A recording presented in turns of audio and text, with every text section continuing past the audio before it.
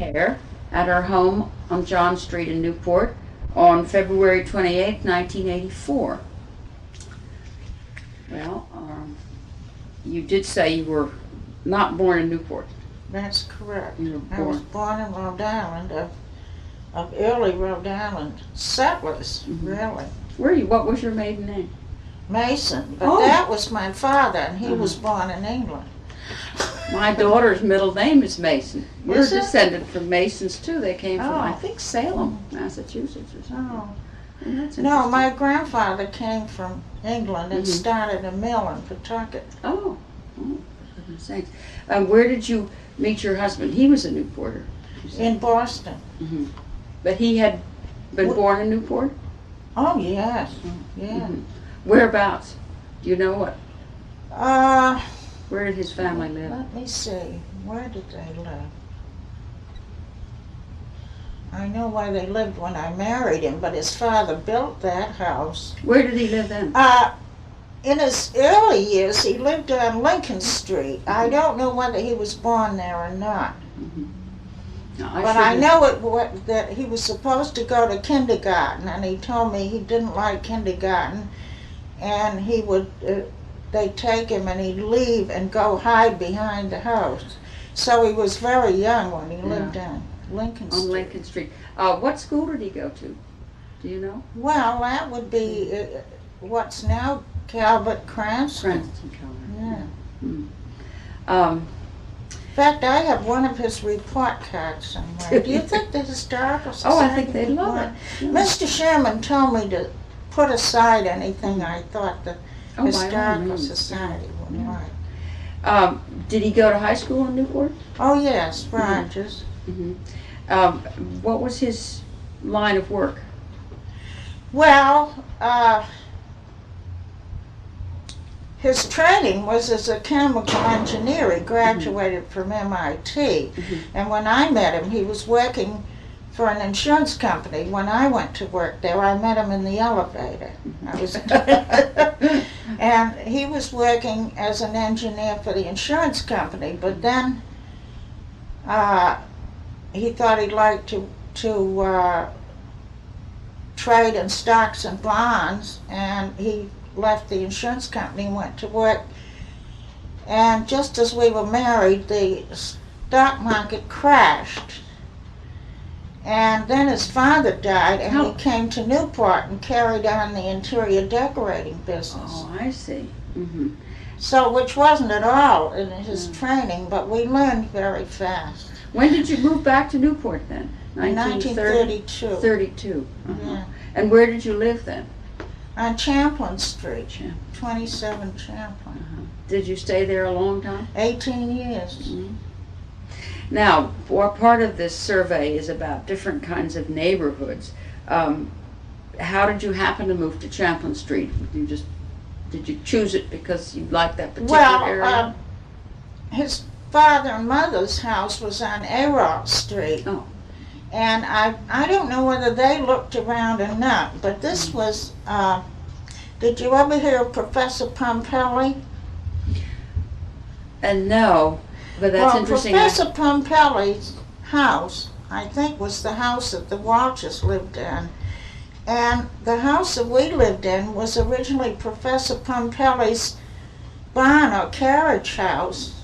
And it was moved around the corner, and this Mr. Fagan, who was a carpenter, tore the inside all out and made a two-family house out of it. And his son is still living there on one side of it. And we lived on the other side, so the whole inside was brand new when we went there.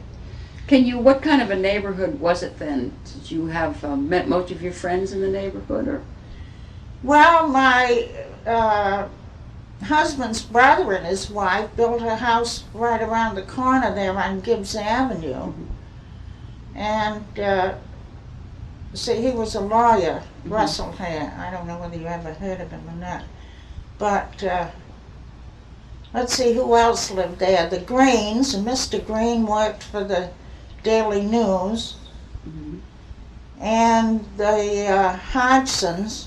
I was talking about the Hodgsons yesterday. Mr. Hodgson was a violinist And the lady I was talking to was a violinist, and she knew him.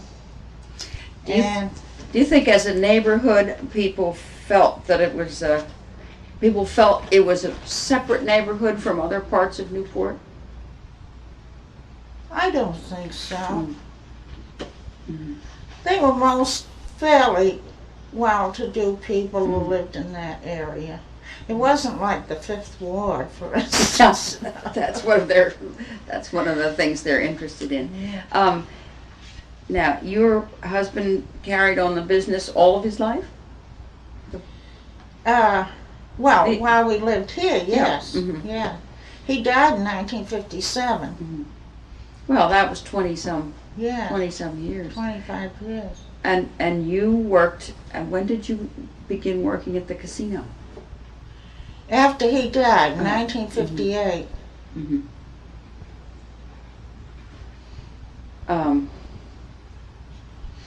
I was the administrator of the estate, and I took about a year to get that all settled. Mm-hmm. Had to pay up all the bills. He'd been sick with cancer for 2 years, and there were an awful lot of bills. Oh, dear. In those days, we didn't have Blue Cross. Yes, that's right. That's true. And did you have any children? We had one daughter who died in 1940. Mm-hmm. Was she born in Newport? Yes. Mm-hmm. No, she wasn't. Come to think of it, she was born in Cambridge. Mm-hmm.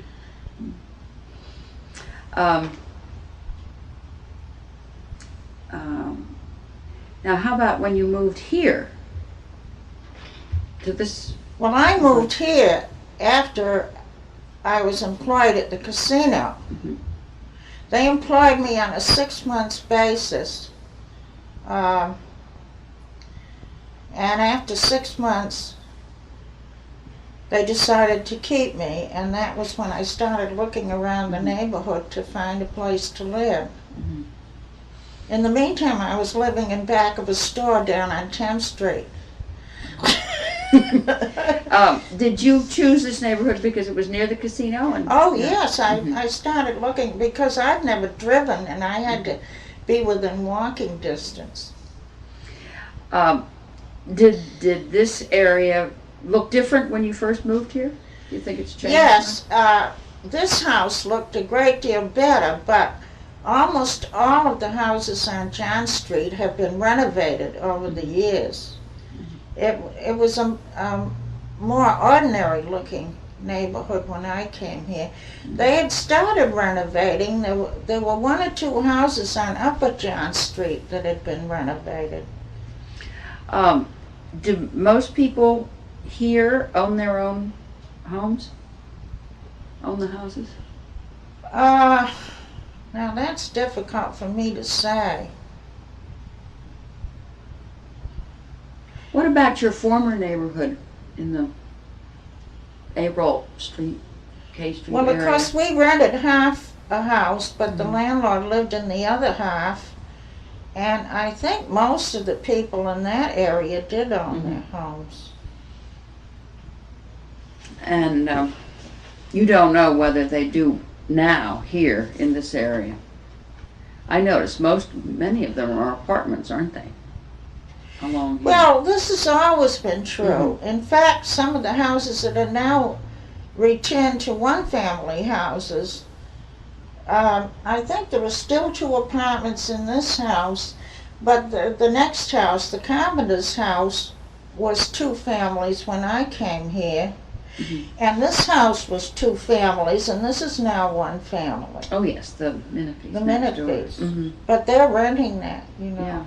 Oh no, I didn't know. Yeah. They don't own it? They own it. Oh, but they're not living in it.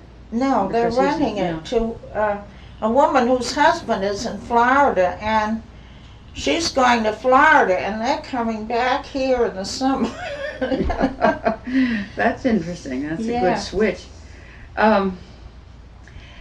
Well, now here's another one. They're interested in both the neighborhoods you've lived in. Did your neighbors, for the most part, belong to any one ethnic group, do you think? Well,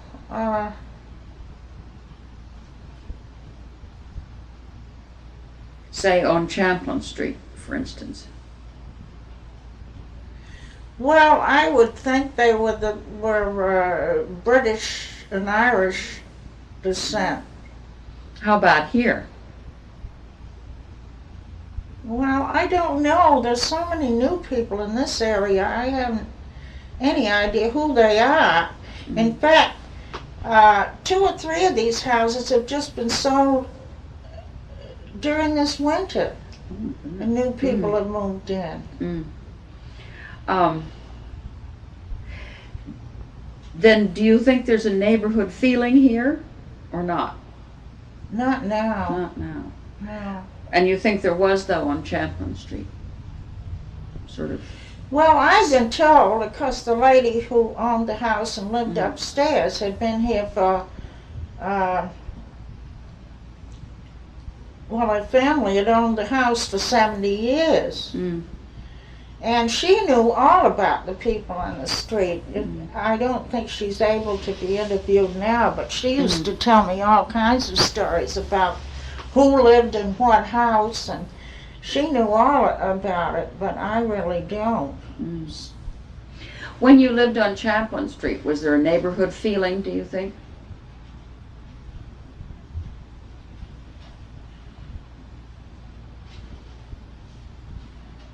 Well, there were certain families that, like we had an aunt who lived over on Gibbs Avenue near us, and as I say, my husband's brother and his family lived near us. And I think there was sort of a neighborhood feeling. But these people on John Street hadn't been here long enough. Well, and are there any other ways? You've just said you think this neighborhood has changed. New people have moved in, and the number of apartments perhaps has changed. What do you think of the changes? Are you? Is it a nicer or not as nice? Well, I think there are more affluent people on the street now than there were when I came. Do you know where any of these people come from, or you don't? Are they from out of state or out of? The woman who bought this house came from Maryland. In fact, she still has a Maryland license on her car.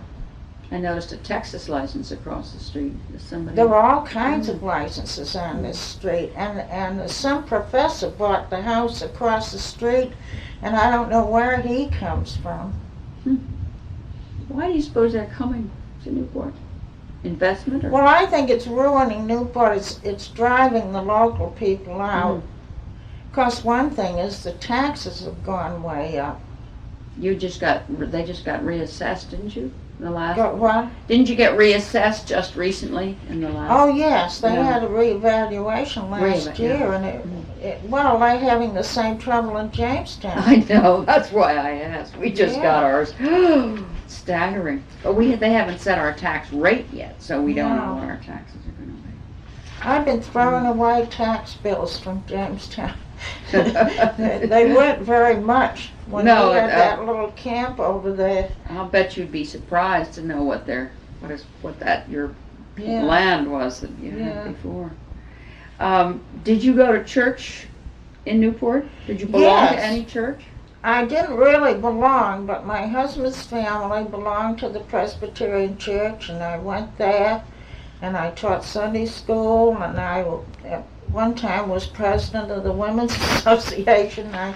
I did a lot in that church. What was the name of that Presbyterian church, and where was it? Just for the record. It's on Broadway. On Broadway. Oh, okay. It's the First Presbyterian. It's the only Presbyterian church I've ever been to in my life. Oh, it is? My family were all Baptists and Congregationalists.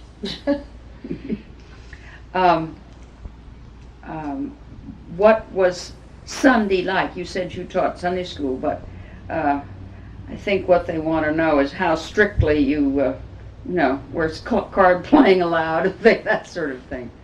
Well, when I was a child, I told you I was brought up with Yeah, you a did. Baptist grandmother living with us, and my mother was a baptized Baptist, and I was whipped once for trying to sneak out with skates, and I was also whipped for watching a tennis match. Oh my goodness. There was a tennis club. What were you allowed to do? Read? Read the Bible or Shakespeare. Oh, goodness. And we went calling on Sunday afternoons. Because people didn't have telephones then.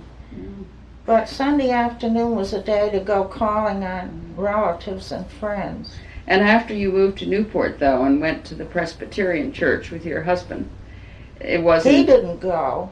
Oh, he didn't go. He was not a church person. Mm. He said his brother put him out of the pew one time, and he never went again. Oh. So, no, but his mother had been the president of the Women's Association, and I sort of was pushed into it at one point.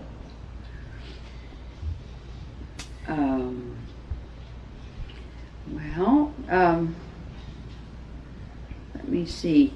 Are there any neighborhood associations that you, or civic organizations that you belong to in Newport? Well, at various times I belonged to the Preservation Society and I belonged to the Historical Society.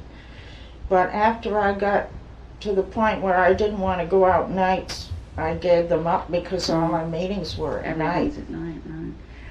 All right, now this is the last part of the personal questions in there. Who ran the city, do you think? I mean, really ran the city? Was it the mayor or the city council, or do you feel there were some in-groups or political power people? Oh, I don't pay much attention to city politics. All right, what about the state? You pay any attention to state politics? Well, I think the legislature up there has run things, although I must say I think Governor Garrahy has had more of an influence than some of the previous governors. Don't you? Well, I think so, since we moved here. Or how long That's the did only you- governor that I can remember, really. Oh. He moved here in '72. He's been here 8 years. Well, I met most of them at the casino. Did you? Leach came down one time to play tennis. And I went out to the door. I hadn't met him before. And he had the Adjutant General Holland with him. And here he was with the tennis racket. And I went out. I said, "Oh, look who's here." And he said, "I made an appointment to play tennis." So I sent him down to see Joe. And Joe told me afterwards that he said he could have played much better if they took the net down. Was he not usually a tennis player, or he was? No, and one of the previous governors told me he had been a tennis coach at a high school in Massachusetts at one time. That was, wasn't decent long. But Chafee I liked. He used to come down quite often, and he brought the governor of Vermont in one day. Well, last time I did it wrong, but there, I think it's going again. Now, the first topic is World War I, and obviously you're too young to know anything about World War I. No. Well, I was in high school all during World War I. Well, you weren't in Newport. No. No, that's the thing. But my husband was in the Navy. That's right. You said he Yeah. he was the class of 1916 at Princeton, right? 18. Oh, no, oh, that's right. You just showed it to me. I'm Yeah. reading 1916 here. And then you said he joined the Navy? Yeah. Where was he sent? Mostly to Newport. Oh, really? Yeah. As an ensign. Oh. Oh, my goodness. Oh, isn't that nice? So that I'm going to keep. Yes, of course. This is a discharge. This is a honorable. Navy Reserve Yeah, it was, yeah. really. Yeah. Well, that's lovely. Yeah. Yes, I certainly would. But Frame he, at one time, they had Elbridge Gerry, who was called Commodore Gerry, I believe. I don't know what he was Commodore of, but probably some yacht club. But they had his yacht, and it was supposed to be a submarine chasing. And they looked for submarines all around Cape Cod and this area, but he said they never saw one. But he said he almost demolished the dock when he tried to bring the yacht in. I remember he used to tell the stories about the crazy things that he and two friends, the Hobbs brothers, all joined the Navy.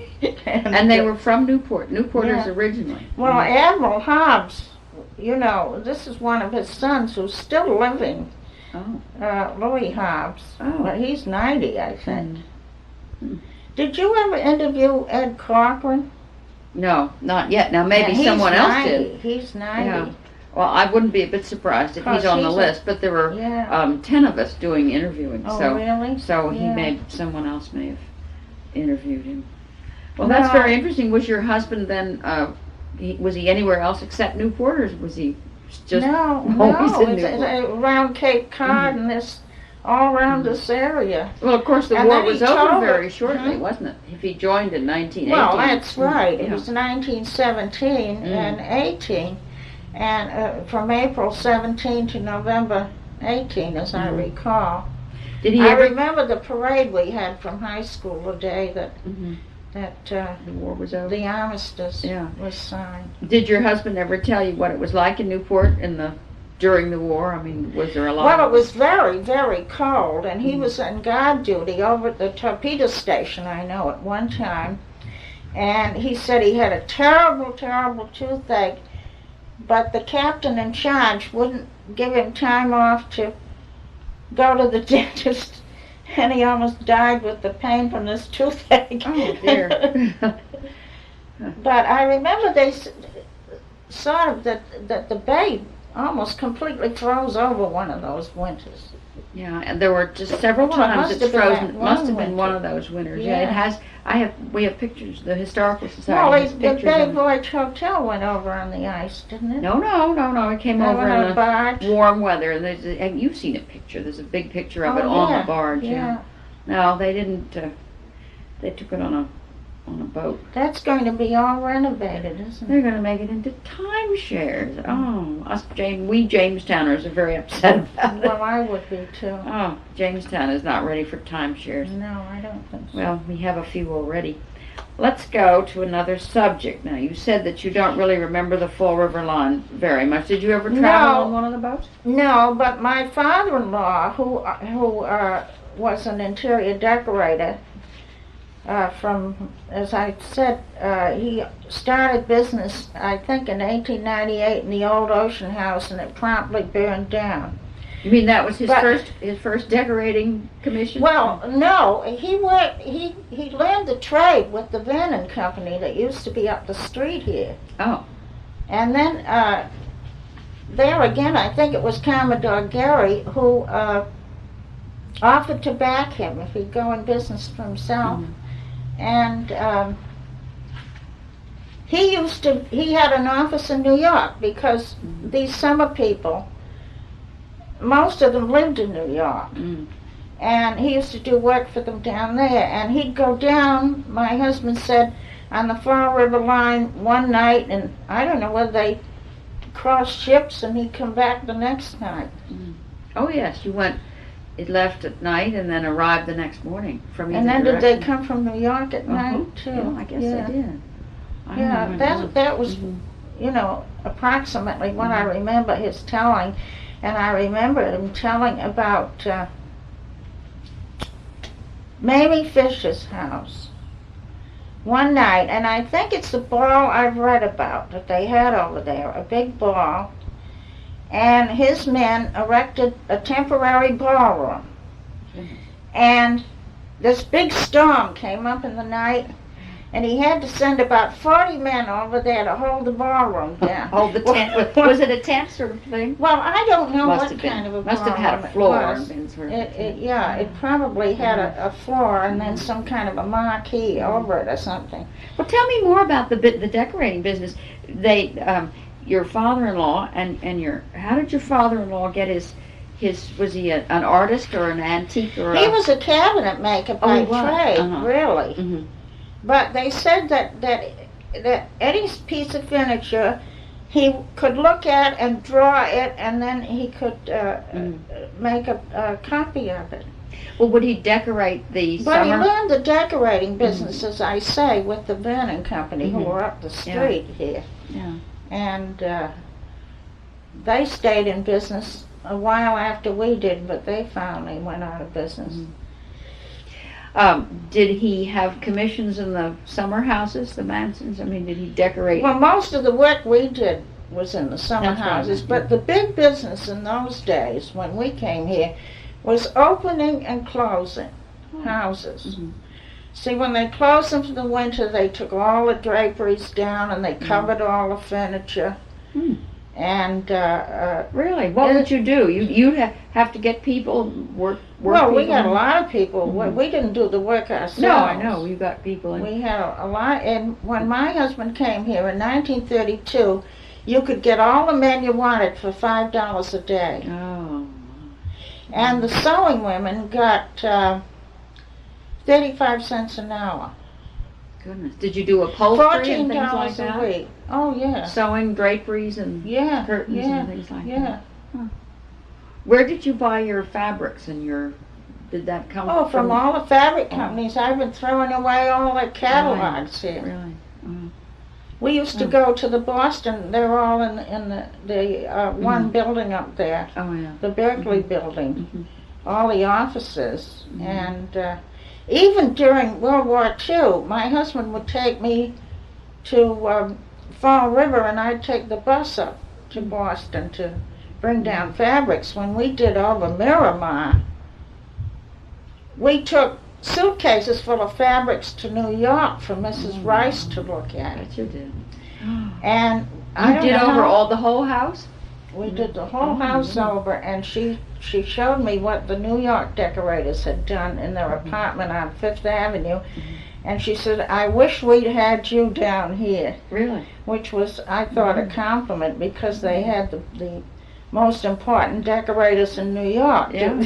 What year was that they did over Miramar? Oh, we worked on it for several years. Mhm. Well, was it in the Uh, 40s?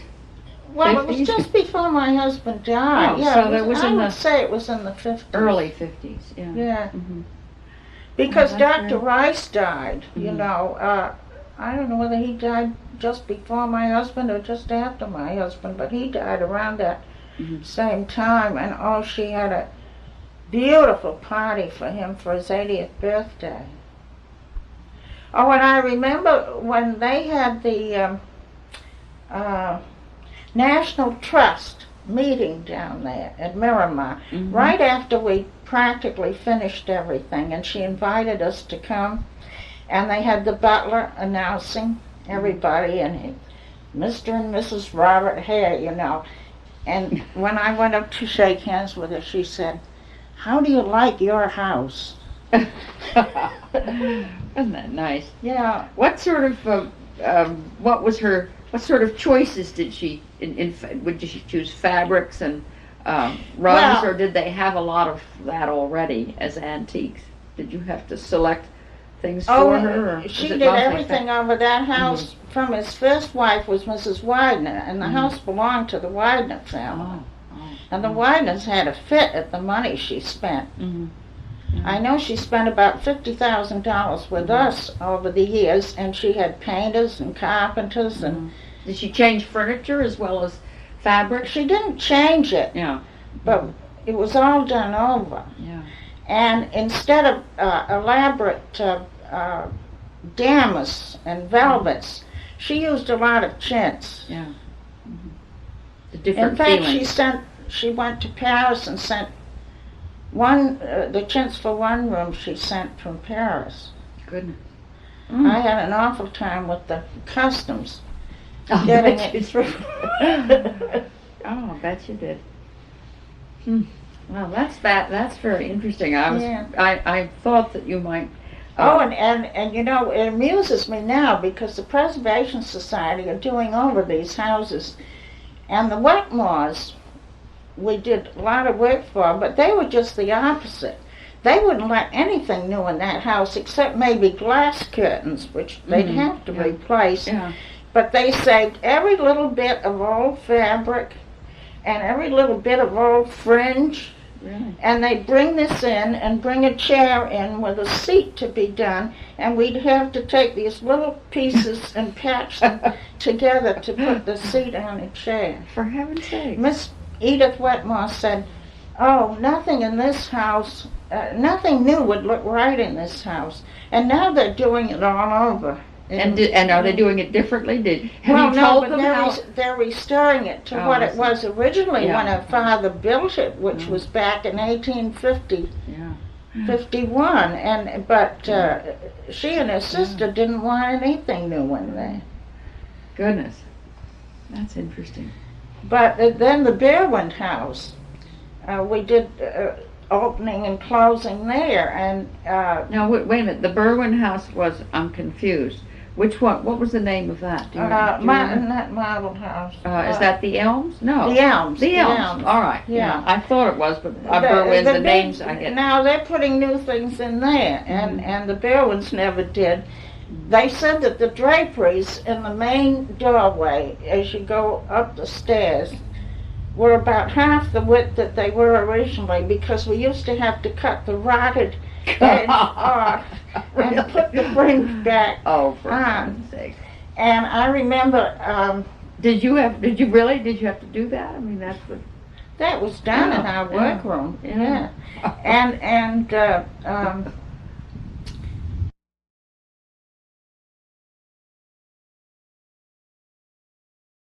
damask off the wall and back of the bed to patch up the chairs. Because it would be the right color, I suppose. Well, they didn't want anything Yeah. new, and then Left a hole there behind the bed. you know, it was a great big Yeah. bed so that you wouldn't see that, Yeah. and of course it had been protected because the bed was up against it. But then there was a hole in the damask behind the bed, right? Well, yes, but I mean, Nobody you could wouldn't see. see it. No. I don't know whether they put some muslin in back Yeah. there or what they did, because all of those things that had damask on the walls had a lining of, underneath them, Yeah. of flannel or muslin or something. But one chair from the library we did do over in red damask, and the damask that was taken off, there were 7 different kinds of damask where it Really? had been patched. They were all red, but they were different Amazing. patterns. Heavens. And this is from the Elms?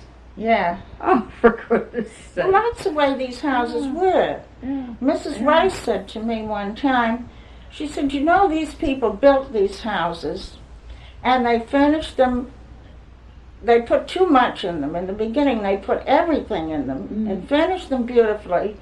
And she says, then they didn't do anything for 40 years. Didn't a lot of them bring items from Europe and Oh, yes, and antiques they workmen. brought? There were workmen. Yeah, but they brought furniture, didn't they? And whole. Oh, yes, yeah. they had French decorating Yeah. firms come over here.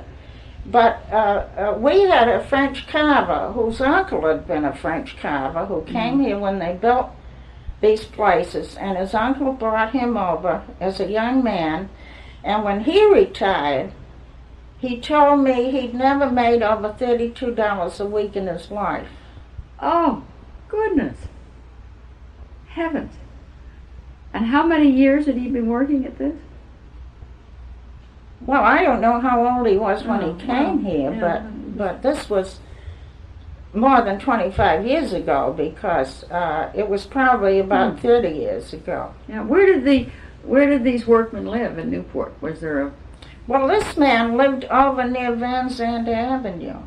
And we had an upholsterer who lived over near Van Zandt Avenue on the other side of the cemetery there. Were there a lot of workmen like that who spent most of their times working for your firm or for the mansions? I mean, must have been a Oh, yeah. particular neighborhood. Do you maybe. know where most of the upholsterers learned their trade? In the Fall River line. That's interesting because Yeah. one of our questions is evidently there were a row of shops down on the point. I didn't realize that, but there Well, were. the Fall and that's River line had all the shops down there, Mhm. and they learned everything. Mhm. They learned how to make mattresses, and how to lay carpet, Mhm. and how to put fabrics on walls, and how to do wallpapering. Besides upholstering and slipcovers and draperies. And so you got some of the workers from. Well, that's That what had they worked. said Yeah. at that That's where they period. learned. All the Mhm. upholsterers, of course, the Fall River line shut down after I came here, but they said that was where all the upholsterers learned their trade. Yeah.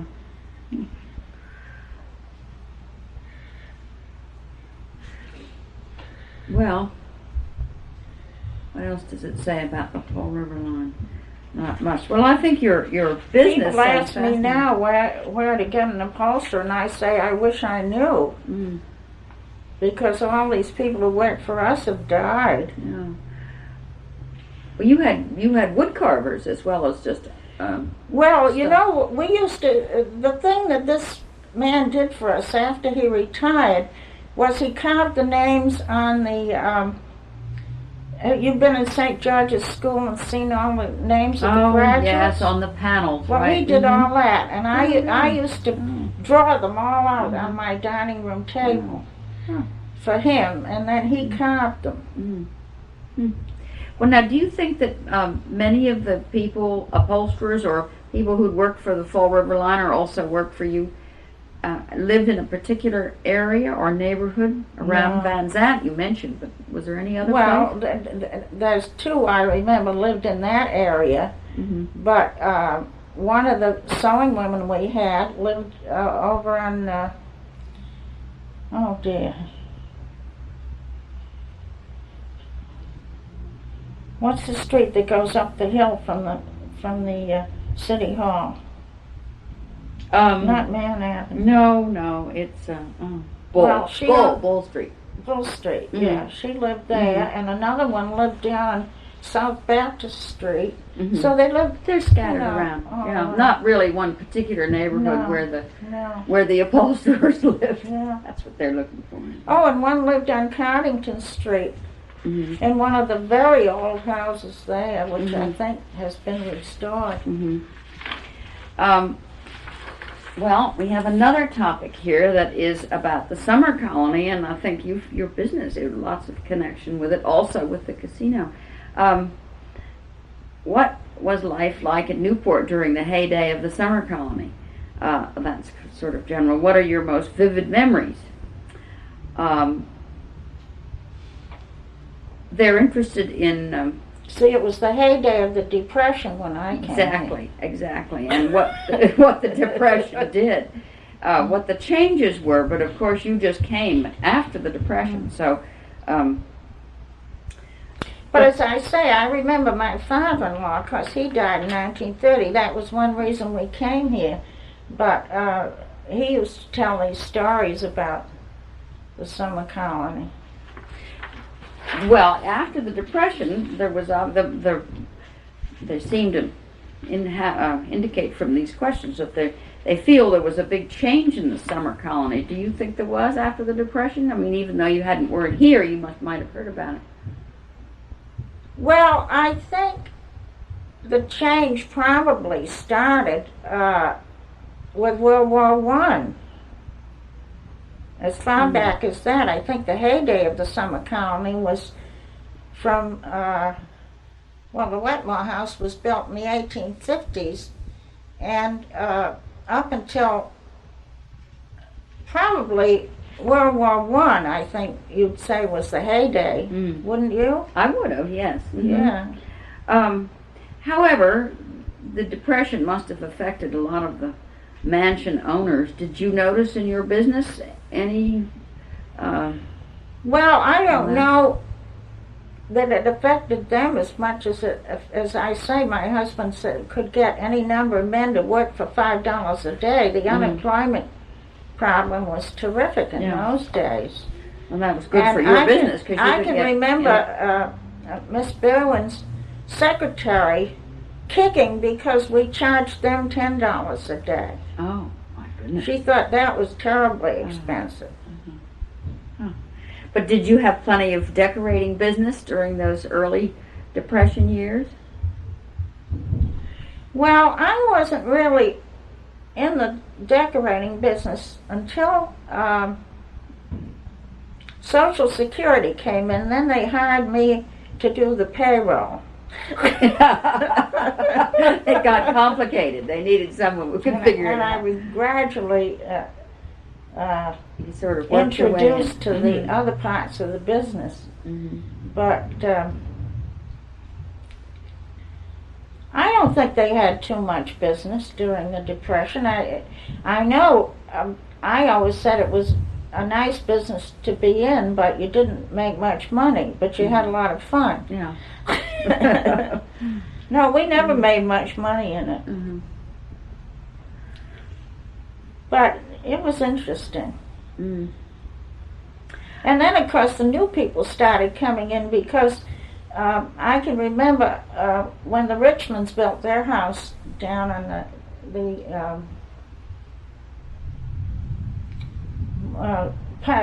what is they call it, the shore path there. You mean the cliff walk? Cliff walk, yeah. In Bar Harbor they call it the shore path. I worked in Bar Harbor when I was young. Oh, did you? Yeah. And we did the Richmond's house when it was first built. Which one is that on the cliff walk?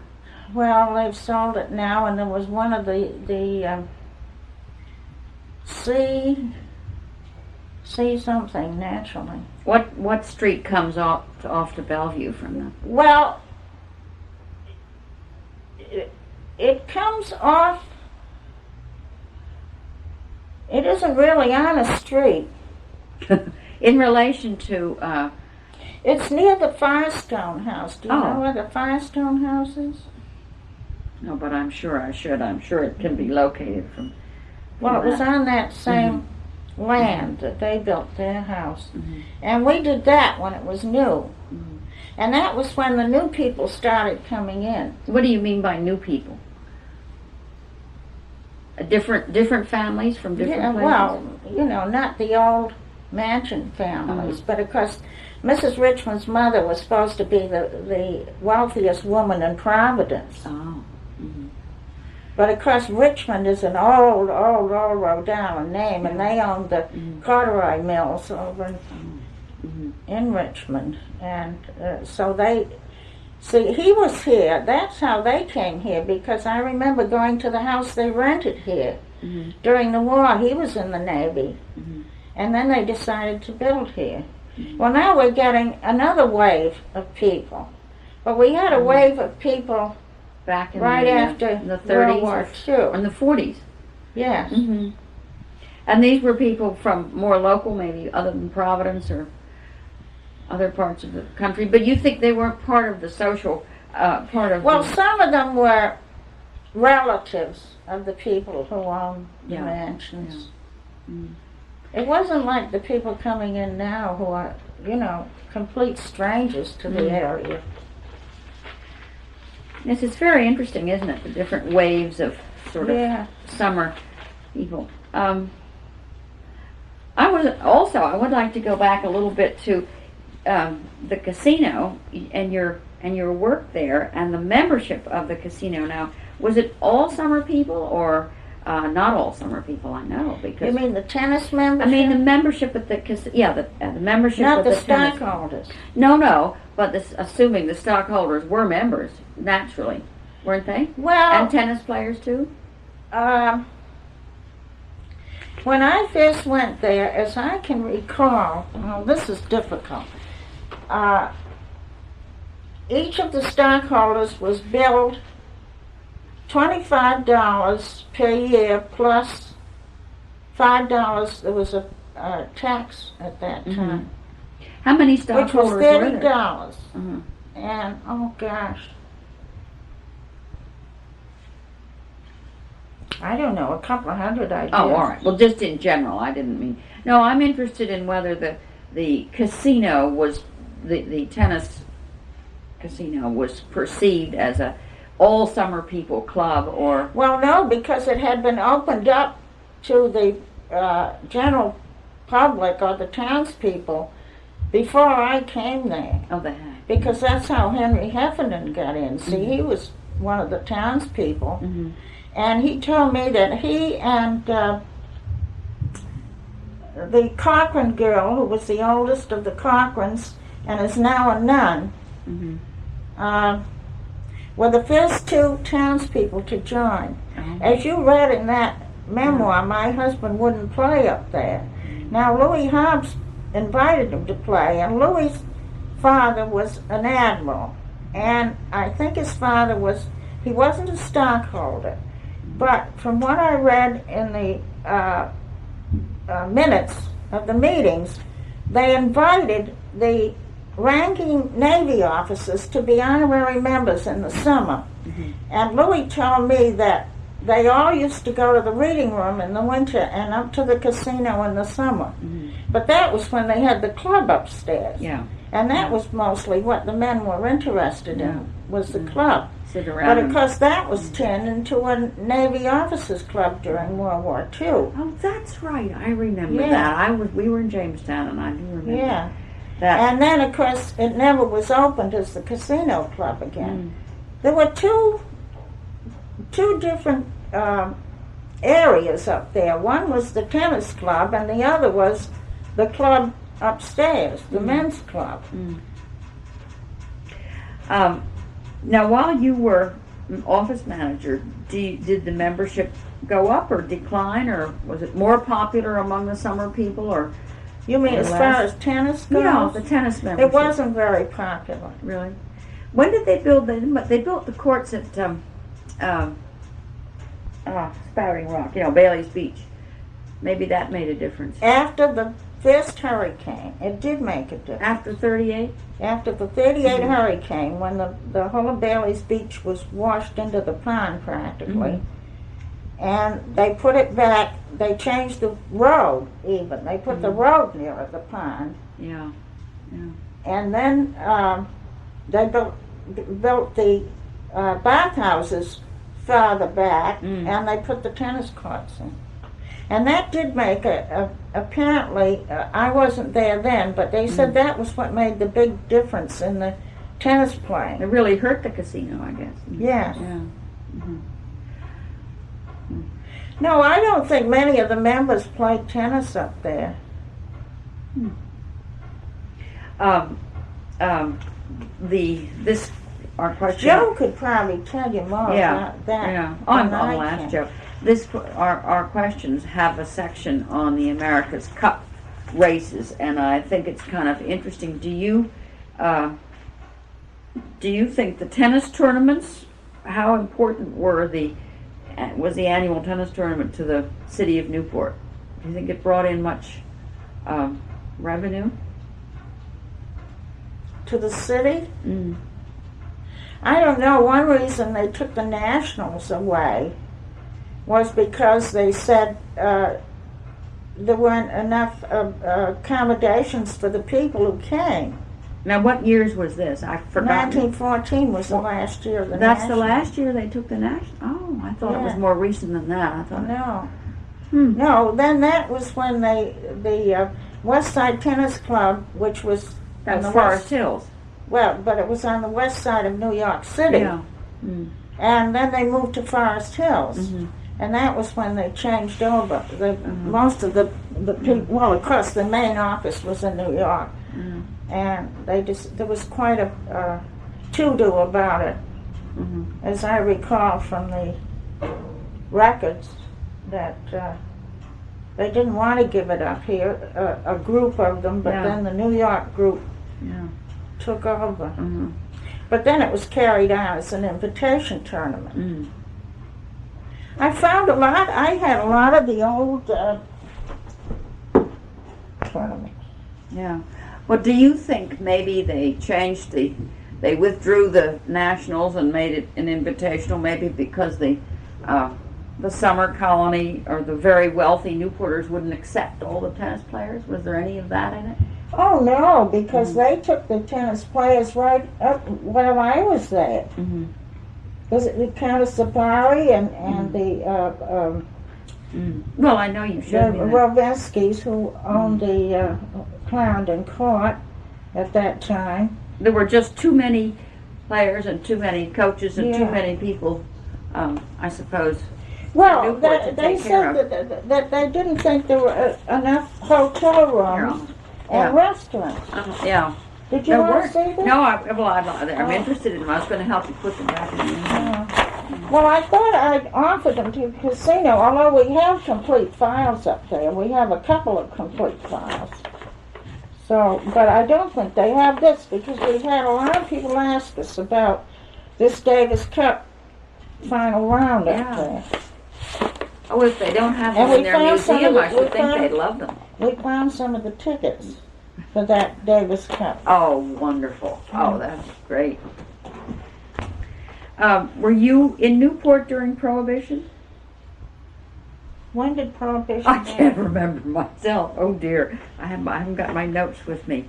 Do you remember anything about smuggling, rum running? Did you ever hear any? No, but I've heard an awful lot of stories that the reason a lot of these Greeks, they said, got wealthy because of rum running with their fishing boats. You never saw any? Had you heard rum that? running? No, I'd never heard that before. Well, that's an ethnic slur, I guess. But that's what I was told. You don't remember any speakeasies in the neighborhood or anything like that? No. No. I can remember Prohibition in Massachusetts. Not Massachusetts. Yes, because I lived in Needham. I always wished I had been able to go to Wellesley. Well, when you're closer to it sometimes, it's not as... No. It was... But I can remember bathtub gin. You can. Remember... I can remember going to parties and putting my hand, this was before I was married, keeping my hand over the top of my glass, because some of these boys would have a hip flask, and if you weren't looking, they'd pour some of this awful stuff into it. Trying to get you drunk. Well, let's go on to the hurricane of 38. Now, where were you when the 38 hurricane hit Newport? I was at September? home at 27 Champlain Street. And what happened to you or to the house during the storm? Well, Do you remember it? the first thing I remember is this awful wind coming up, and I saw this little boy out in the street playing, and he lived up in the corner house. And I went out and I said to him, and in fact I took him by the hand and led him up to his door. I said, "This is an awful wind blowing, it'll blow you away." And then, he went in, but I don't know where his mother was. But halfway through the storm, of course, we didn't know what was happening. Nobody said anything about a hurricane. But my husband called up from the shop, which was there's a big parking lot up here, because our shop burned down. You mean right at Bellevue? On Bellevue, yeah. I remember that Next block with to Laura's Boston. on the corner.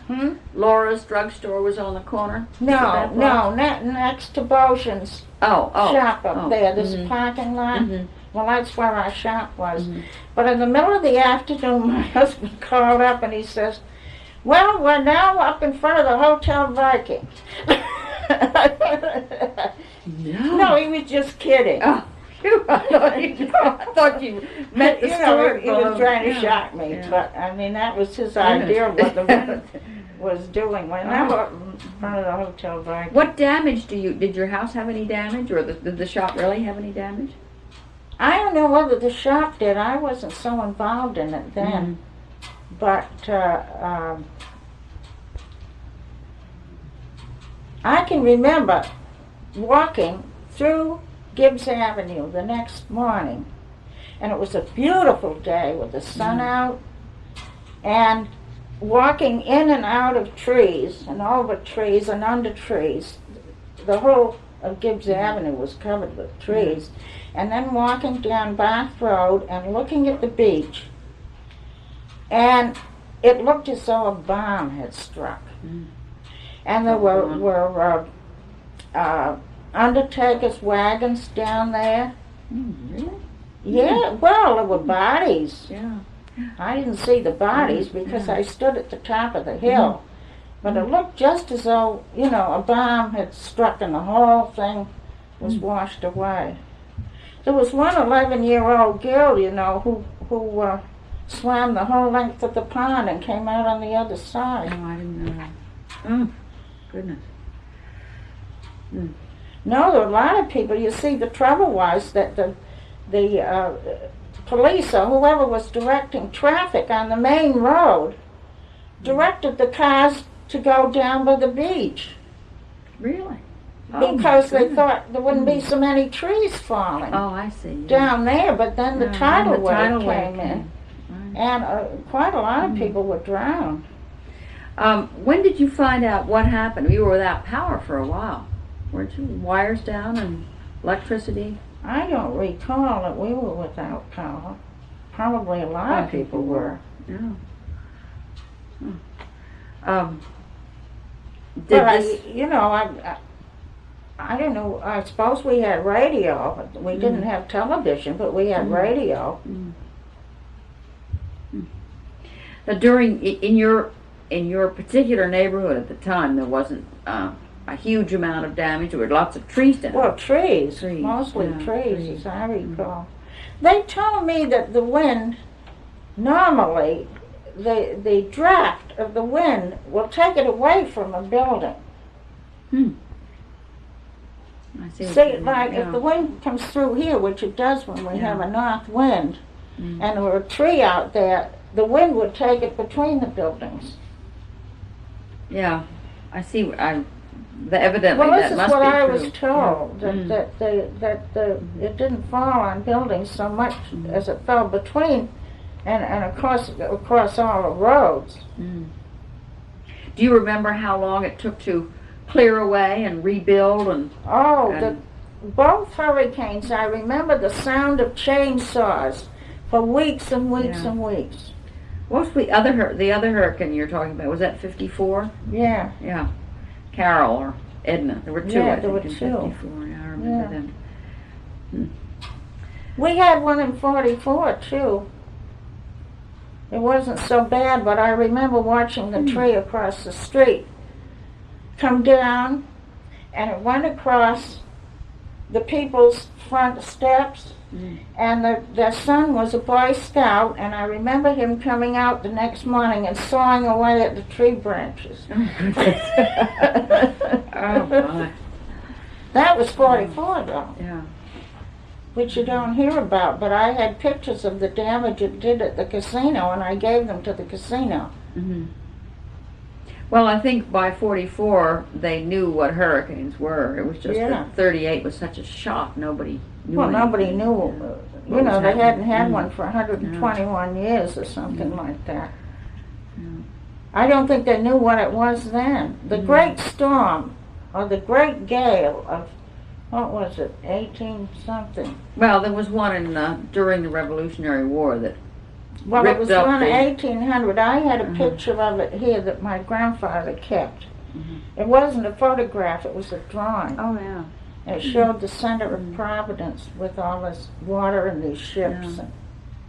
Well, it was such a long time between them, I guess. That's why it was such a shock. People didn't think that we ever had hurricanes here. Do you remember any particular dramatic stories about the hurricanes or anything that happened to friends of yours? I remember that story about that 11-year-old girl swimming the length of the pond. Yeah. were quite a few. Well, let's go on to World War II.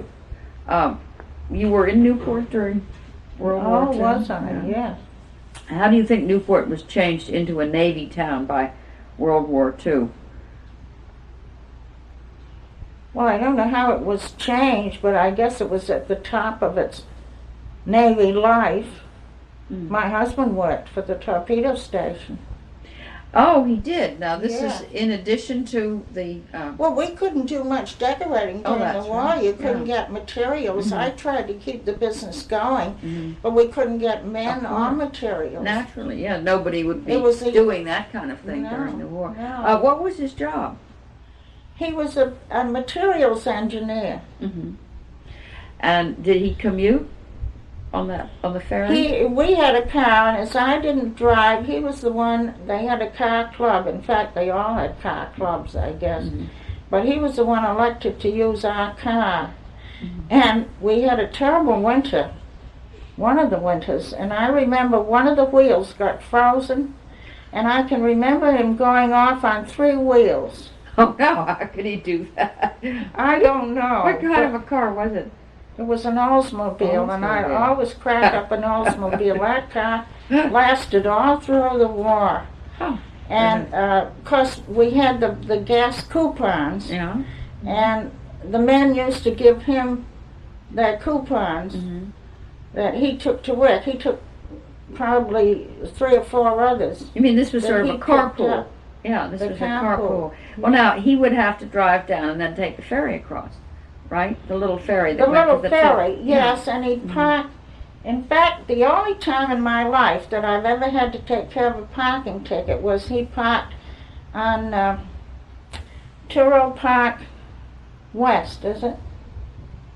Turo Park West, and walked down the hill. Oh. Mm-hmm. And that was a no parking space, Oh. and he got a ticket, and I had to take care of it. But then they moved out to the Cottington Cove. Oh, did they? Yeah. Oh. Mm-hmm. They were still building torpedoes there, but he must have been his department or something. Well, as I say, he was a materials Yeah. engineer. He told me what he was called, an expediter. Mm-hmm. See, he was too old to get his commission back. Yeah. They tried that, he and Mr. Hobbs.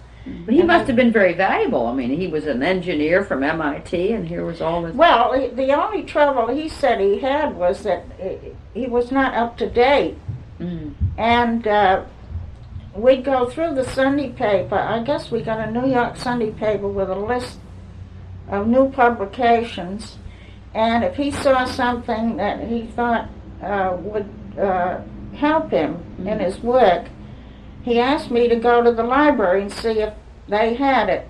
And you know, Louise Cantrell was the librarian, and she'd been in his class in high school, and she got a lot of new books, engineering books, for him. Oh, good. Yeah. You know, because they belonged to the library. Yeah. But then he'd take the books home and study them. In fact, I'm giving a whole lot of his old engineering books away here. Did he enjoy his job? Did he No, not really. He didn't have much use for the Navy. really?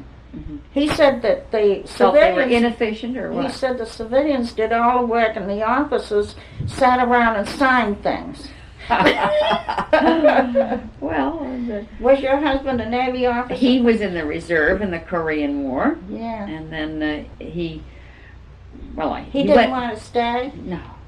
My He went to husband- MIT also. Oh, did he? Yeah. So, No, my husband's mother thought it would be great if he'd stay in the Navy. He got out just as fast as he could.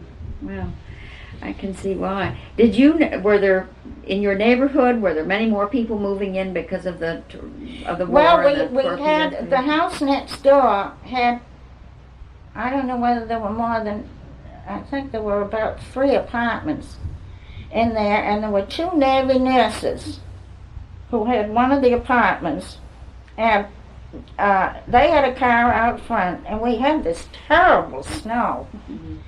And they would go out in the morning and start that car up and go off, and I thought, my goodness, how did they do it?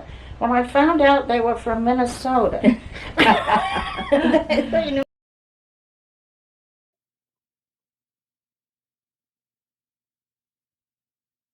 I just want to check the volume. This is Brookie Harding interviewing Grace Haire. This is take 2. And the date is March 6th, 1984. We were talking about World War II.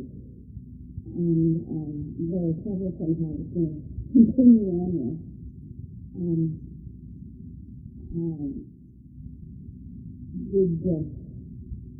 What kind of security measures in Newport, really? Do you remember blackout curtains and... Oh, God, yeah. There was a great many of the mountains, especially those that were on the, directly on the water. Mm-hmm.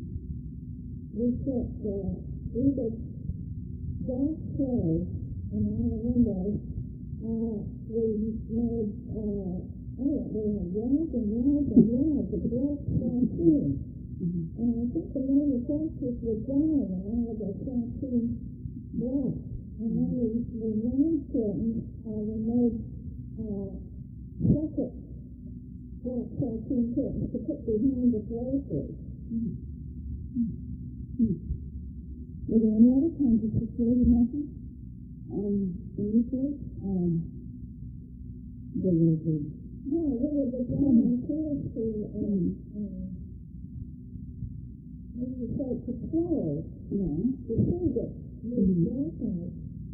Were there any certifications in any restricted areas? I remember around the drive, all the state councils now, which was the government state, and the house was still there.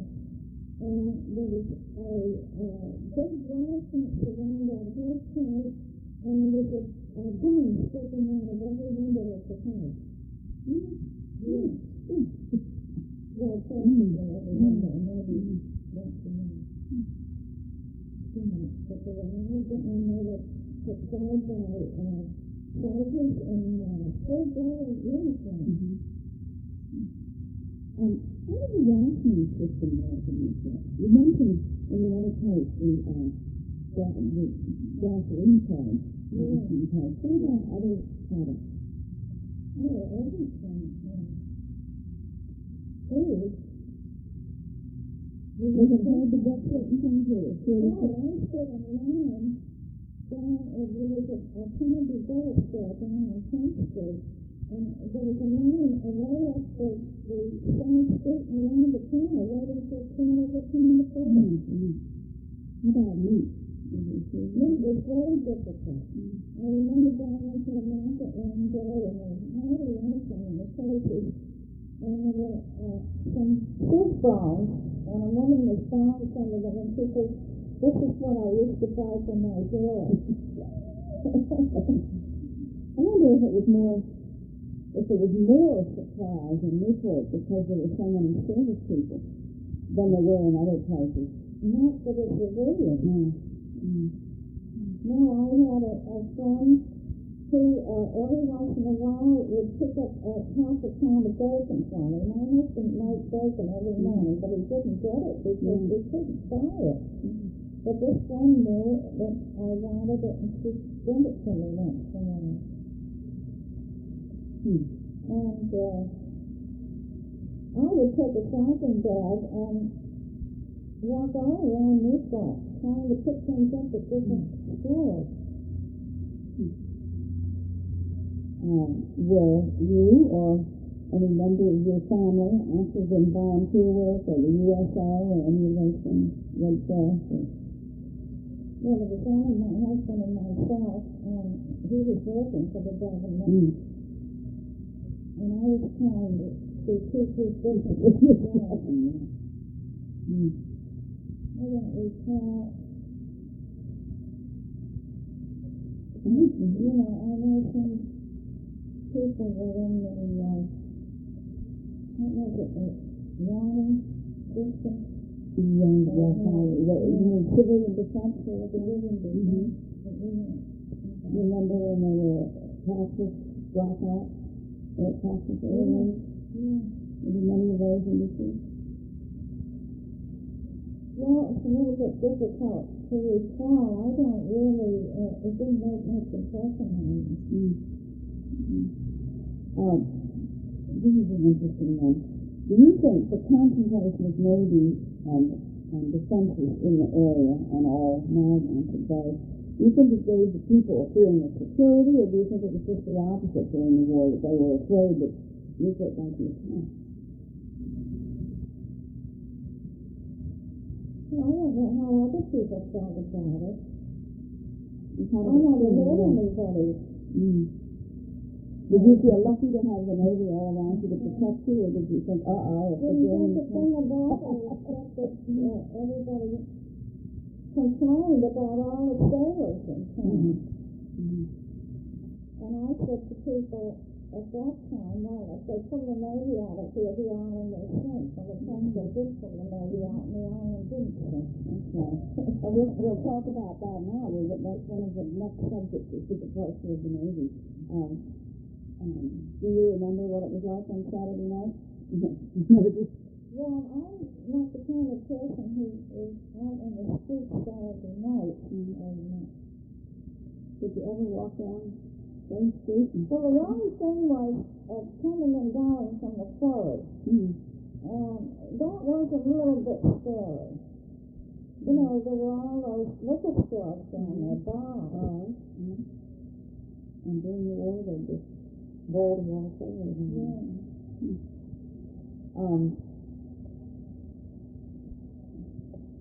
Do you think the departure of the Navy was a loss or a gain for Newport?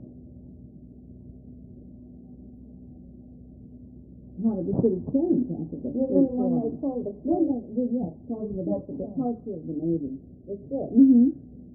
The Navy is still with us. Yeah. That's what people don't understand. We have all the schools here. Yeah, the schools are still here. Much better. It means the Navy fleet. Yeah. Well, the way people felt very disturbed in the beginning, but then when the tourist boom took over, they felt more encouraged. It's hard to make a judgment now because I feel that Newport has gone too far on these tourists. But since I'm moving away, it won't affect me. How do you think most Newporters felt about it? You said that they felt disturbed. Do you think all of Newport was affected equally? Probably not. I don't think the summertime was affected. Did you know anybody who lost their job because of the fleet pull-out, who was in maybe businesses that Now, what year did the fleet come out? in 1973. I have a note here, and the fleet pull-out in 1970, the population of Newport was 34,500, and in 1980 it was 29,500. So it was a significant number of people who left, and it says that there were 15,000 jobs lost in auxiliary services. Some people who were... See, at that time I was working at the casino, and it didn't affect... No. It might have affected some of the tenants, but I don't, it didn't affect me. Didn't directly affect you. So your job was not affected in your family of living. Why do you think so many Navy people retire here? Because I think they like the quality of life in Newport. And do you think there's a specific part of town that they settle in? Jackson. Do they still have the animals? They have some, but a lot of them have died. Yeah, I know, the ones that I knew. But they did used to have an annual party. They have the annual club. No, I think people like living in Newport. one Navy captain who retired, who had told me that Narragansett Bay had the finest sailing in the world. And that's an important activity for the Navy. Now, let's see. Go back. Oh, let's go back and talk about the jazz festival. And I read the notes, and I gathered that one of the first jazz festivals was held at the casino. On the very first the one, very first one. before I was, Oh, that's before you were. Before Yeah. you were there. that was the Laura Lodge 1954. who put that on. I found a program of it, finally. People used to ask me about it, and we had no record of it, and then I did find a program. And that was in 1954, it said. And then in 1955, the festival. Joe could tell you about that. Yeah. In 55, it moved to Privity Park. Do you describe Newport during the jazz festival? The ones that were Describe near you. Newport? Well, the scene. Well, the only year that I remember distinctly is the year that we had the riot. Which year was that? Wasn't it 60? Yeah, it continued in Privity Park through 1960. And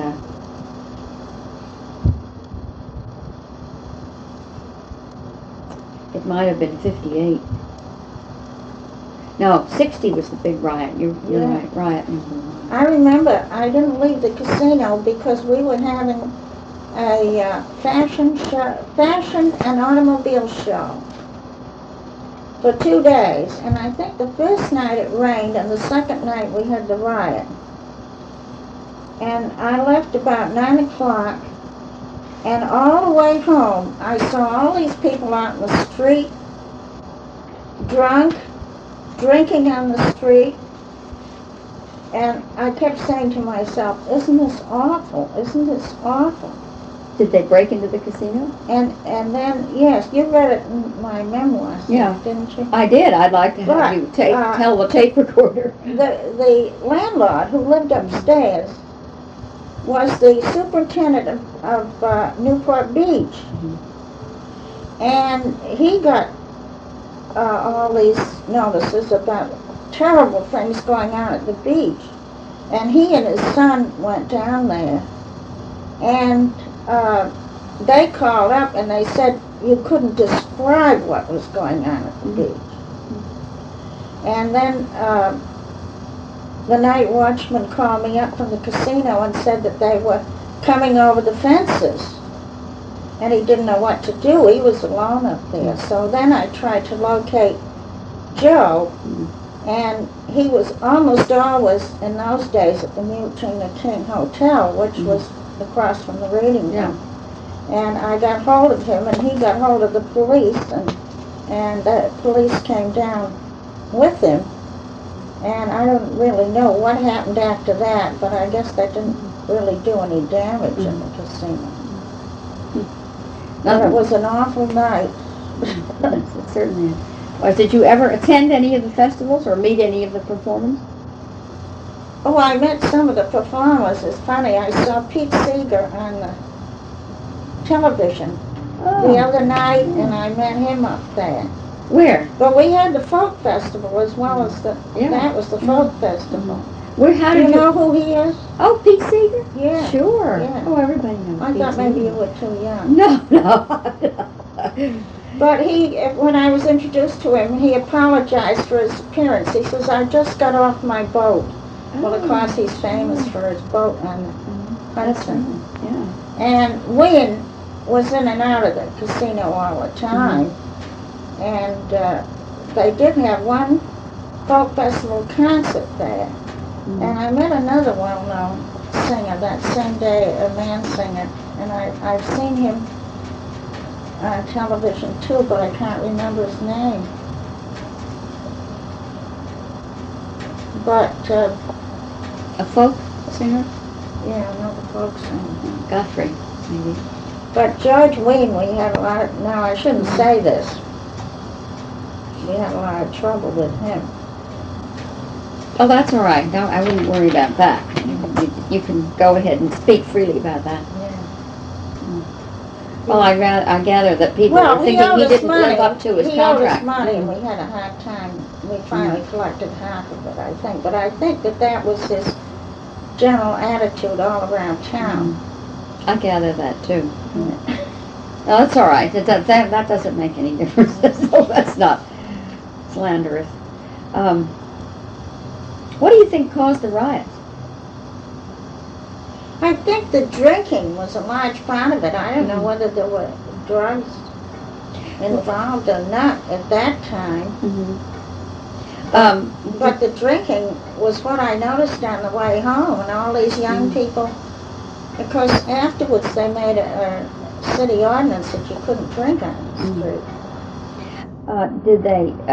Were all the people coming as to attend the festivals, or were they just wandering around? Well, I think it was the place to be for the young people. A lot of them were nice college kids, but it attracted all kinds. And you know, one thing I noticed, the blacks behaved better than the whites. Yeah. People blame things on the blacks, Yeah. but I did notice that at the jazz festival. Well, do you think the city did a good job taking care of the disturbances and riots? Well, that would be difficult for me to say. Well, did they get them stopped right away and cleaned up right away? We were in Jamestown, so I don't know. Did it take a long time for them to round up the Well, I think everything was stopped completely, and it may have taken time to get rid of all the litter and all the... I don't know how much real damage was done. Do you think that the festival should have been continued after 72 when they stopped? There was some talk about having more festivals, but... Well, they did have more festivals, but they didn't for a few years. Well, they didn't have the same, they didn't have the jazz that went to... They had a few jazz people. They had something last summer, but they didn't have it. Oh, they had jazz festivals after that, but not for a few years. I think the whole impression stopped the city council from allowing them, but then after a while they came back. Do you think it was But I think that Wayne proposed the folk festivals, and the folk festivals seem to attract a better crowd. Do you think it was all the people who came to the festivals discovering Newport which might have started the great influx of tourists? I doubt it very much. I think they heard of it because even in Florida, people said, "Oh, that's where the jazz festival is." And I met somebody from North Carolina, and they had come up here to the jazz festival. Just for the festival? Yeah. Then you feel that it was extremely famous nationwide for sort of put Well, I Newport... don't know about nationwide, but I would say on the East Coast. Yeah. Well, that's very interesting. Did the festival affect your neighborhood in any way? I mean, were you had any damage in the street or in your house or anything? Not here. No. Well, you're pretty close. You could have. Or Well, had some broken as windows I say, or when I something. walked down from the casino, I noticed all these kids drinking in the street and sitting around on the curbs, and I kept saying, "This is awful, this is awful." But you were never frightened. You never thought they were going. They were. Well, I didn't know Just what was going to happen. It was a very threatening situation.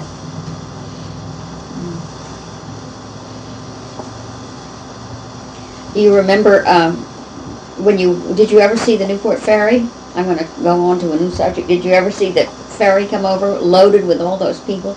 and they would line up for miles in Newport and in Jamestown waiting to get on the ferry. Well, the night that we took my niece to the festival, I remember the crowd down at the ferry, because it had started to rain, and there were a lot of drunken people down there waiting to get on the ferry.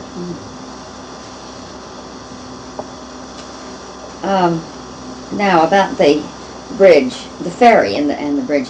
How often did you take the ferry to Jamestown from Newport? Well, when we had the camp over there, we went every weekend in the summer. From, let's see, we used to open it around Memorial Day and close it Columbus Day. And would you go Friday after? Well, we got a scheme, because there were so many cars on the ferry, we had a scheme of driving the car over on Thursday night, and then coming back and working on Friday. And I remember, I think we closed Saturday noon and then went over on foot. How would you get from the ferry in Jamestown to your... Well, we left the car, you left the car in the parking lot. Yeah. The parking lot was where the bank is now. Oh, I know. I remember. Yeah. What do you remember about riding on the ferry? Oh, I loved it. Did you? In fact, some hot summer days, I would, well, this was before we had the camp over there, but I'd go down and take the ferry and go back and forth several times. Because all you had to, I said it was the best 10-cent ride I'd ever known. You give them a 10-cent ticket and you could stay on and ride back and forth. Were some boats better than others? Well, there were only about 2 that ran regularly. Did you have one particular one that you liked? Don't you remember the governor Well, I car? can't even remember Do the you remember names. the governor car? That The was governor car was car. the bigger one, I That think. was, it had much more passenger space. Yeah. And you had a nice upstairs balcony you could walk around. Yes. But the other 2 were just enclosed. The Jamestown and the That's Newport. right. were There was the the Hamilton. Hamilton. And But the governor car was a lot of Yeah, the people's governor favorite car was because the it was so best. nice with all that brass. Yeah. But, Yeah, I hated to see those ferries go. I saved something that I pulled out. there were 1 or 2 more questions about the ferry. The ferry. Yes. Do you remember any problems with the ferry system? or- Only when we had the hurricanes. Do you remember any controversy about the ferry? Who would run the ferry, or the state versus the city of... I don't recall that. How did you feel about building the bridge to Jamestown? Well, I watched every step of it because our camp had a wonderful view. And when they put the first construction out for the cofferdams, my friend and I walked out on them. And I have, this was another thing I was going to show you here, and I don't know whether anybody wanted. I'm sure that the Newport Historical Society, I know they have microfilms They do, yeah. of all Yeah. these, but you might be interested in having that. Oh, that's lovely. Oh, I think the Jamestown Historical Society would love it if you don't want it. Don't they have? I don't know. I don't know. I would be surprised. I don't think they don't have a systematic I can system for remember saving the one newspapers. Sunday, we spent the whole day watching them put the final center piece in. Oh, it might have been a Saturday. It was a weekend anyway. Did you get a lot of noise from the construction? Do you remember the banging at night? When they were building the bridge, as I understand it, they often had to work at night because it was calmer, and there was some great sort of hammering. Did you ever remember the I noise? don't think that I was near enough. Of course, you were there weekends, weren't you? And they wouldn't be working on weekends. Well, as I say, we watched them put that center section in one weekend, Oh, that's right. the final section. But I don't recall any terrific noise. How do you think the bridge changed Newport? If it changed it? Well, there again, I think it brought a lot more tourists in. You know, people on the ferry, I used to talk to people. I talk too much anyway, but I found a letter yesterday from some very nice people from Connecticut I talked with on the ferry, and they didn't know much about Newport, and I said, well, if you're going to ride around, I'd be glad to take you around. And I went around and I found a letter that they sent me thanking me for, giving them nice? all this attention. How nice. But a great many people, when they said, where are we going now? When they were coming over from Jamestown, I said, you're going to Newport. Oh, well, where is Newport? And I said, well, it's on an island. It's on an island? They didn't know Newport was on an island. A lot of people don't. They just follow the They roads. didn't even know where they were going to land. Mm. But I do think the bridge made it much easier for tourists to come here. I'm sure it did. Because all those tour buses come in now. We didn't have tour buses here. No, we didn't. Do you remember any of the people that, you say you talked to people on the ferry. Did you ever know any of the personnel or the captains that ran them or any of them? No, I didn't know the crew. Well, let's go on to the last topic, which is... The most exciting rides were when you got on the ferry in the afternoon and all the high school kids from Jamestown. Yeah. It was a regular party. Well, let's talk about the America's Cup races. Do you remember them at all? Seeing them? Oh, I remember those J-boats. Do you? Oh, yes. We used to go over to Fort Adams and watch them come in. I don't think the people who see these 12s now have any idea what those beautiful J-boats look like. I suppose they've seen pictures of them. That was quite thrilling. What do you think the America's Cup races contribution to Newport was? Oh, I think that brought, it not only brought publicity, but it brought a great many people here. It meant a great deal of business for the people who are involved with the boats.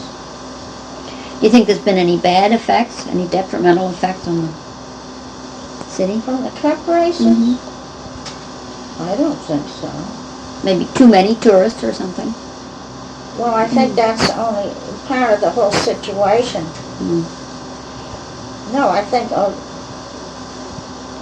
too many tourists is mostly these people who come in, and I see these tour buses going up and down here all summer. Not the yachting people. Not that I have any feelings of resentment against the people who are coming, but I think maybe they've over-publicized Newport. Yeah. Well, that's sort of the next question. How do you feel about living in a place where events like the America's Cup and the festivals have taken place? Such a sort of a famous place, is it?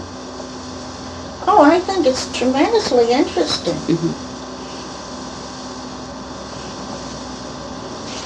Do you think the America's Cup races bring diversity to Newport? Different kinds of people? Well, the cup races bring mainly people who are interested in sailing. Foreigners, I think, different nationalities. Yeah, yes. Of course, we have different nationalities at the War College, too. Very true. No, Newport's a very cosmopolitan city, in my opinion, for its size. Don't you think so? Yes, I certainly do. I think that's what this study wants to see, how people feel, people who've lived here, the natives really feel about it. Do they enjoy it being a cosmopolitan city? I think I'm about ready to change to the next side.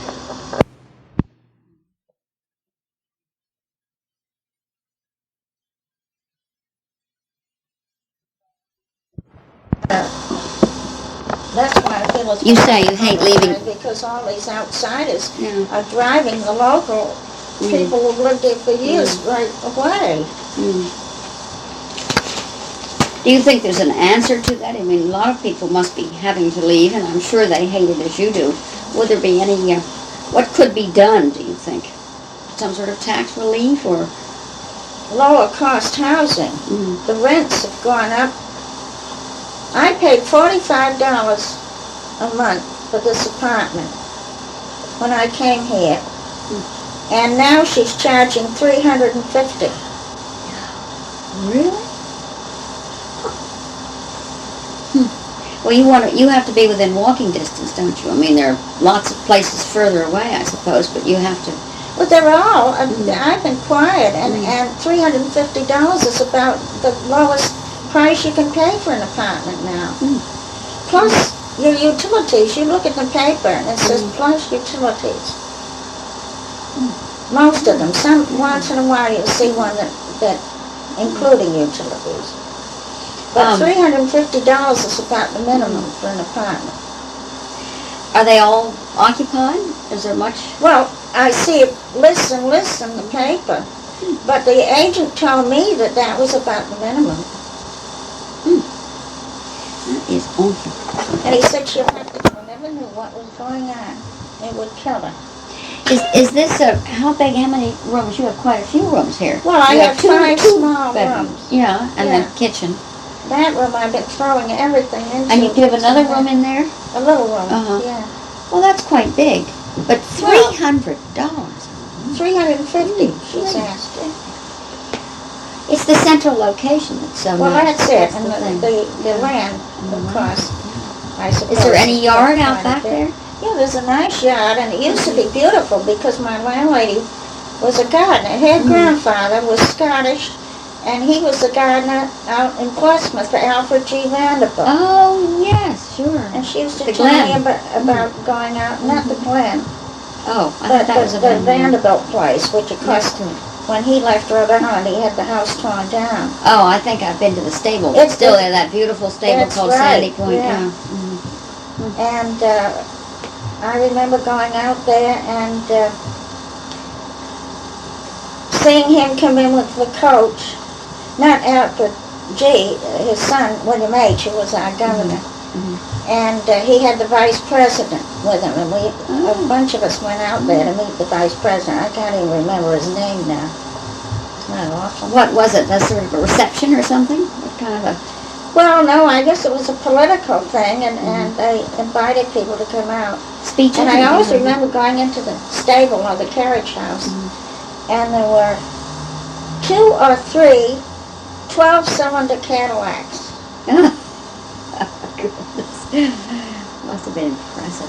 Remember at one time they made a 12-cylinder? No, I don't remember, but I believe you. Well, they only made them for Huge. a short time, but he had 2 or 3 of them. But he got so mad with the state of Rhode Island that he left and had the house torn down. Where was it in relation to It's Sandy right Point next to the Stables? St. Mary's Church there. Oh. On the other side? Yeah. Yes, well, I know, but I didn't know where the house was in relation to... I've seen the stables, of Sandy Point Yeah. Stables, which is a It- very it's quite beautiful indoor ring, and it must have been right next to that. Is that being used? Oh, yes, it is. It's being Oh. used. I'm not sure who exactly owns it. Maybe the association who lives there, but Mrs. Young owns part of that land. does she? Yeah. And somebody said she bought it because her daughter's buried in St. Mary's Cemetery. I don't know whether her husband is or not. Well, our last topic is restoration and redevelopment. Were you aware that there were deteriorating parts of the city back in the 40s Well, I and think 50s? the street was one of them. Was it? And the parts. What other? I can any remember other the parts? first house that was restored on this street, Mrs. Douglas restored it. It's, what is it, 60, I think. Because when I moved on this street, they were all sort of, well, almost blue-collar workers on these houses. Multi-family and sort of shabby. Yes, a lot of them that are one family now have been turned into 2-family. And do you remember the part of Thames Street and north of Washington Square, and how often? Not too much. I never went out that way very much. But I've watched all this redevelopment and restoration. I can remember, when it started, and there were 3 groups, I think. There were 2 groups up in the point there, and then the Operation Doris Clabbered. Duke Operation Clabbered. and there was another one. And then there was Old Port, maybe? That was just an advisory. Did any of your workmen also work on the buildings, the restoration of the buildings? Any of the people that you had working for you in your business, or did you know any of the workmen who worked in the restoration, either for Doris Duke or for individuals? No. That was since I went to the casino, and most of the people who worked for us were so old that I think some of the upholsterers did work at home, and the sewing women, I think they just retired. But they wouldn't have worked on these things anyway. It's a different kind of work, I think, from the different kind of work in the colonial houses than the work in the mansions. Yes, I see what you mean. Yeah, I think it is. Well, I was going to ask if you had friends or relatives who were displaced by the restoration or redevelopment, but I kind of think Well, I'm you being were one of them. I'm aren't being you? displaced You're being right now. displaced, exactly. Yes, I knew there was a laundress up the street here in that house that the carpenters restored. And she had the lower floor, and I went in and I remember seeing her laundering equipment. She had a room in the back there, and she used to do laundry for the people down the avenue. Do you know where she went? Was she upset about Oh, it? she was terribly upset. She finally found a place, I think, on Sherman Street. She was a Portuguese woman. Oh, she used to rant and rave.